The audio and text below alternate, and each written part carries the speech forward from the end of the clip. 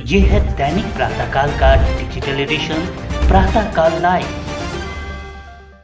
आजचा जो दौरा आहे तो विशेषतः ज्या प्रकल्पांमुळे पुढच्या काळामध्ये पालघर जिल्हा हा महाराष्ट्राच्या अर्थव्यवस्थेचं ग्रोथ इंजिन म्हणून काम करणार आहे त्या प्रकल्पांच्या पाहणीचा दौरा आहे। यामध्ये पहिल्यांदा आम्ही बुलेट ट्रेनची पाहणी केली, बोईसर स्टेशनची पाहणी केली, त्यानंतर आम्ही वाढवणला जे बंदर आपलं होतं आहे त्या संदर्भातली पाहणी आणि त्याची बैठक आम्ही केली। आणि आता हा जो आपला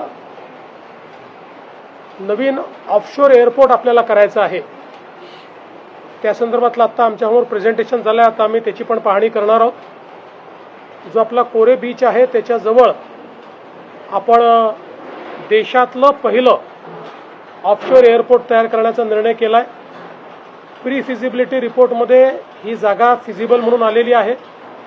आता आजच त्या संदर्भात डिटेल्ड प्रोजेक्ट रिपोर्ट DPR तयार करण्याचे आदेश मी दिले आहेत। आणि विशेषतः ही जी जागा आहे या जागेला एअरपोर्ट करत असताना आपला जो उत्तन विरार सी लिंक आहे त्या सी लिंकपासनं केवळ 5.5 किलोमीटरवरील जागा आहे, त्यामुळे ती सी लिंक वाढवून 5 किलोमीटरची अजून त्याच्यात भर घातली तर थेट उत्तन विरार सी लिंकची आपल्याला कनेक्टिव्हिटी मिळेल। म्हणजे मुंबईपासनं पूर्ण कनेक्टिव्हिटी इथपर्यंत मिळेल। जवळपास हा 50-52 किलोमीटर तिथपासनं येणार किंवा मुंबईच्या एअरपोर्टपासून येणार आहे। नवी मुंबई एअरपोर्टपासनं 59 किलोमीटर हा 69 किलोमीटर हा येतो आहे। आणि दुसरं आपलं बुलेट ट्रेनचं स्टेशन हे याच्यापासून जवळ येत आहे।